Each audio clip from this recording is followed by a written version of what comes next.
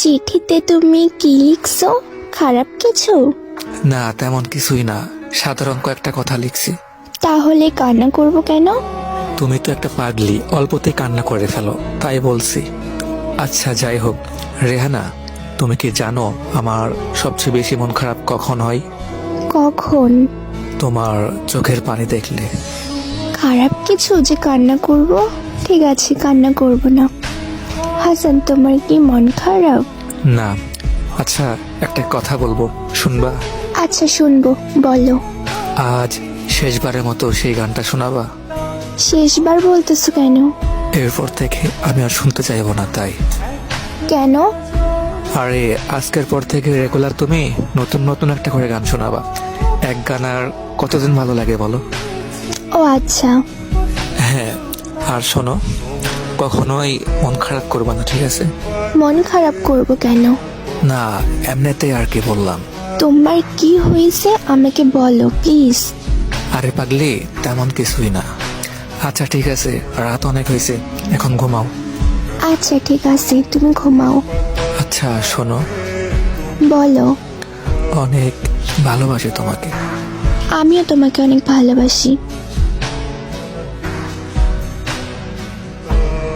পরদিন সকালে রেহানা তার বান্ধবীকে নিয়ে হাসানদের বাসায় যায়। যাওয়ার পরে দেখে বাসায় অনেক ভিড়, আর সাদা কাফনে জড়ে কে জানে শুয়ে আছে। রেহানা জিজ্ঞেস করলো, এইটা কে?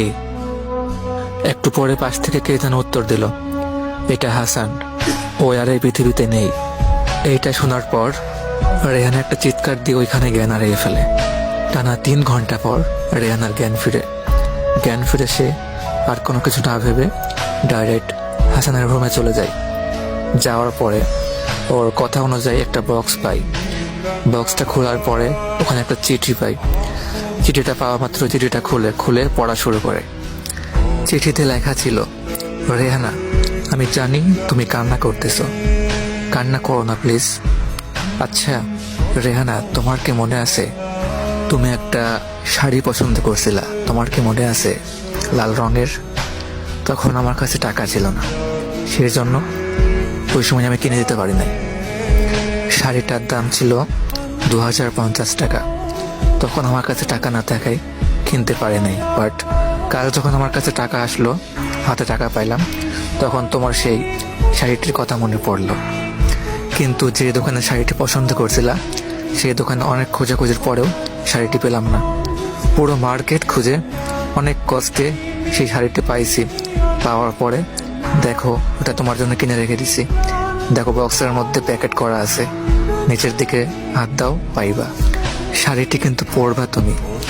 এখন তুমি নিশ্চয় ভাবতেছো যে আমি এতগুলো টাকা কোথায় পাইছি। আশরাফ খানকে তো তুমি চিনোই, তোমার বাবার পরিচিত উনি একটা নতুন ওষুধ তৈরি করছে। ওইটা কোনো মানুষের শরীরে দিলে মাত্র 1 থেকে 2 ঘন্টার মধ্যেই সে মৃত্যুবরণ করবে। আর সে ওষুধটি পরীক্ষা করার জন্য একটি মানুষের বডি দরকার ছিল। সেই বডিটি আমি দিয়েছি, মনে করো না এমনি এমনি দিয়ে দিছি। আমাকে বলা হয়েছিল আমি যদি আমার বডিটা দেই তাহলে বিনিময়ে আমাকে 5 লক্ষ টাকা দিবে। আর আমি তো একটা ব্যর্থ ছেলে, আমার বাবার হার্টের অসুখ আছে, তার কোনো চিকিৎসা করতে পারতেছি না। তার চিকিৎসার জন্য 2 লক্ষ টাকা লাগবে।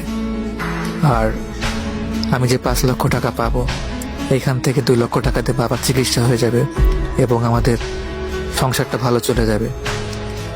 বেঁচে থাকতে তো সংসারের জন্য কিছুই করতে পারলাম না, কিন্তু আমার মৃত্যুতে যদি আমার বাবা সুস্থ হয় এবং আমাদের সংসারটা ভালো চলে, তাহলে এটাই আমার জন্য ঠিক। আর এদিকে আমার বোনেরও বিয়ে দিতে হইব। আমি চাই না আমার বাবা আমার বোনের বিয়ে নিয়ে টেনশন করুক। আমি তো বেঁচে থাকলে কিছু করতে পারতাম না, আমার মৃত্যুই যদি সব কিছুর সমাধান হয়, তাহলে এটাই আমার জন্য বেস্ট। সারা জীবন তো বাবার বোঝা হয়ে থাকলাম, এখন না হয় কিছু একটা করে গেলাম। এখন বাবার অপারেশনও হবে আর আমার বোনটির বিয়েও হয়ে যাবে। রেহানা, তোমার অনেক কষ্ট হতে চায় না। তোমাকে নিয়ে না আমার অনেক স্বপ্ন ছিল। আমাদের ছোট্ট একটি সংসার হবে, দুজনে একসঙ্গে থাকবো, অনেক ভালোবাসবো তোমাকে। কিন্তু দেখো, তোমাকে স্বার্থপরের মতো একা করে চলে গেলাম। আর তুমি না আমাকে ভুলে যেও। তুমি সুন্দর একটা ছেলে দেখে, ভালো একটা ছেলে দেখে বিয়ে করে ফেলো। আমি দেখবো তোমায় দূর আকাশ থেকে। এটি তোমার হাসান। সো যারা এই গল্পটি এই পর্যন্ত শুনছেন তারা সবাই প্লিজ, যদি গল্পটি ভালো লাগে এই পেজটি ফলো করে দিবেন। আর যারা আমাদের এমন গল্প রেগুলার চান তারা সবাই কমেন্ট বক্সে বলবেন ভাইয়ার নতুন গল্পগুলো দেন। আর যদি আপনাদের সাথে এমন কোনো স্টোরি হয়ে থাকে তাহলে আমাদের ইনবক্সে আপনাদের লাইফের স্টোরি বা যদি আপনার মনে কোনো স্টোরি থাকে তাহলে আমাদের ইনবক্সে দিতে পারেন। তো আজকের ভিডিওটা এই পর্যন্তই। ভালো লাগলে লাইক কমেন্ট শেয়ার করে দিবেন আর আমাদের পাশে থাকবেন। আল্লাহ হাফিজ গাইস, আসসালামু আলাইকুম।